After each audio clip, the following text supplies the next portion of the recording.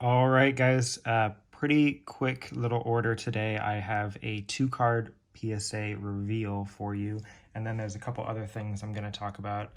Now, they are only 2 cards, but they're 2 pretty good cards, so we'll kind of just jump in really quick, and then there's some other stuff we'll talk about briefly afterwards. So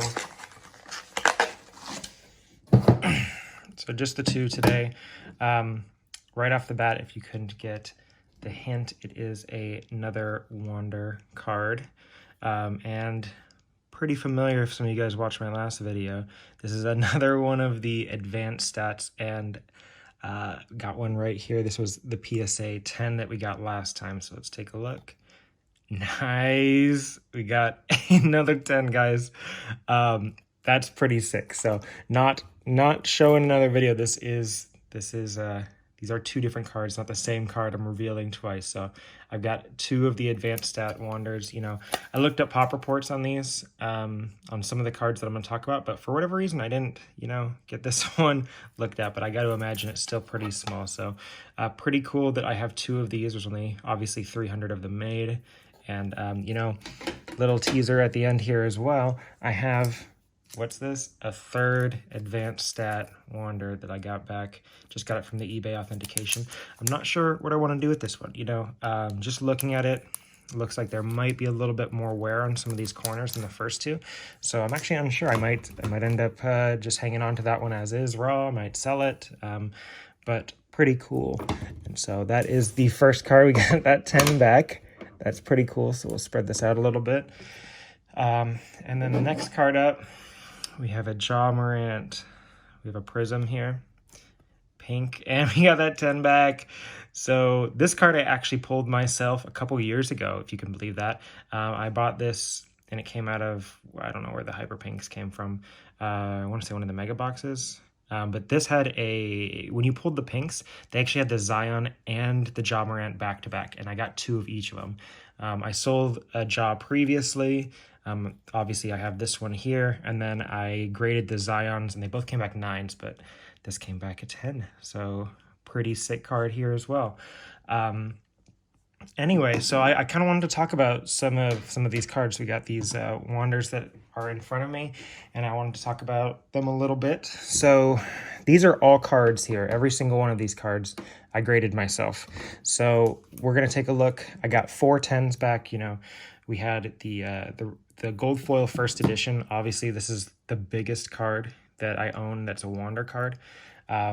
They only made about 150 of these. This is the 215 first edition gold foil. It has about the same pop as those green parallels do in the first edition. And then here's a regular gold foil. I've submitted 3 of these regular golds, and 2 of them came back the 9s, and then the 3rd one the 10.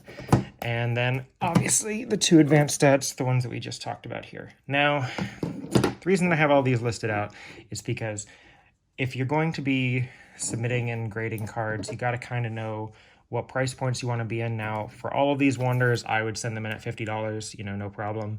If you get that 10 back, you're obviously making a good amount of money. And then the 9s, they're pretty much breaking even at this point. They're actually selling even cheaper than some of the raws. But the 10s on the pop report right now, super high compared to how many are being graded. So there's 93 that are 10s, and out of 138 graded. So what are we talking here? 70% are coming back 10s, and unfortunately I got 2 of the 9s back, but I did get one of those 10s. Also kind of telling about these gold foils though, there are 138 graded, and there are 152 graded of the regular golds.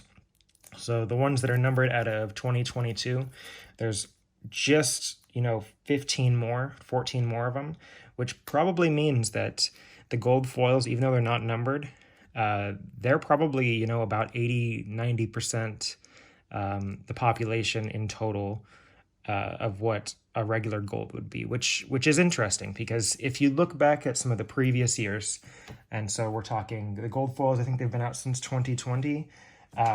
Gold foils, they used to be super low pop compared to the regular golds. So we have our regular gold here of a Luis Robert. I actually own 5 of these, if you can believe that. So I have 4 in front of me now. The other one I can't seem to locate now for whatever reason, but I promise I own 5. So we got all 4 of them right here, 4 gold foil Luis Roberts. And the total pop on this is going to be 46. So that is the entire population of this card here. And the reason that I'm bringing this up is because this card, there's only 46 of it. It's a gold. It sells for about $100. Now, this card was selling for a lot more, but with Luis Robert being hurt and, his production's been somewhat positive, but still the counting stats aren't there due to him being hurt. It's kind of dropped. So you can pick up one of these guys, for around 100, 150 bucks probably when they become available. Now, on the other hand, you have his refractor cards, which I actually have one of those. It's not right in front of me, but his refractor in Topps Chrome, that has a population of over 2,000. It's 2,100 for just a Topps Chrome refractor version of this. And that card's selling for $90. Now, what would you rather have? Would you rather have just a Topps Chrome refractor? It is a refractor. They do look nice. It's not a bad card by any means, but the population is 40 times, 50 times higher than this, and it goes for $10 cheaper. Now, I don't know about you, but it's pretty easy for me to tell which one I would rather have. And essentially, that's what I've been doing. I've been scooping up these guys every single chance I can get. That's why I have 5 of them. I have over 10% of the population. That's pretty good. And the reason that I'm doing this is because, I expect him to be really positive. I think he's going to be an MVP candidate in the future if he can stay healthy, which, it's been a challenge for him so far. But, if he can have that monster year, like Ohtani was hurt his first few years in the big leagues, wasn't pitching, and then he just became Ohtani. But here's another gold foil that I have in a BGS 9.5. But basically, I'm just picking all of these guys up as much as I can because I think they're just incredibly good value. I mean, if they've only made 700 of these, which is about the estimates that they made back in 2020, you're going to get a better return on investment than you would than purchasing, a regular refractor. I don't think the prices of those are ever going to go back up. They used to be selling for, a couple $100, but they're probably not going to be much higher. I mean, there's 2,100 of them. How many buyers are there out there for that? Now, for these type of cards, when they start to become available, if he becomes like an MVP candidate, his cards are going to go up. And if one of these pops up, every month or so, as opposed to a refractor that's, the auction's ending every couple hours, these cards are going to be worth a lot.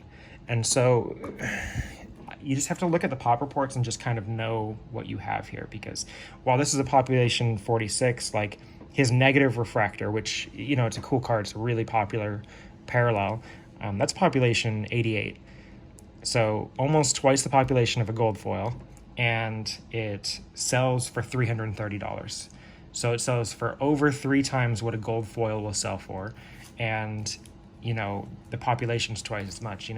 I get that the parallel is more desired. It's not about exactly, they're not the same exact product. It's the same looking card, but it's not the same exact card. So that plays into it as well. But at the same time, when you're looking for cards to invest in, gold is like what you should be looking for. And so, I have a bunch of gold cards here. There's a bunch of Luis Robert. Obviously, this is his Topps Chrome Gold Wave Refractor, so this is numbered out of 50. That's a big card. I actually pulled this myself, but I think gold is, in any product that you have, if you can have a gold parallel of it, no matter what it is, people are going to want these type of cards, especially if the player starts to blow up, because, gold is essentially like the pinnacle. I mean, the Topps Chrome Gold Refractor, that's what people are going to want.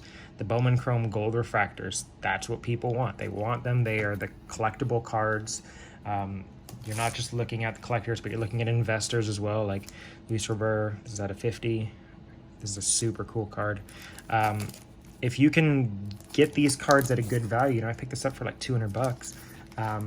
I think that this type of card, if he has like an MVP caliber season, this is like $1,000 card, right? I mean, it's got to be something close to that. And he has all the potential in the world. I mean, he's still being a super solid player. But I mean, even like any other type of player, like this is just a Heritage Miners Tristan Casas. But you know what? It's a gold numbered at a 15. It's in SGC 10. I got this graded for $30. If he comes up and as soon as he gets called up, this is probably easily $100 card. And I picked up this card raw for like $15.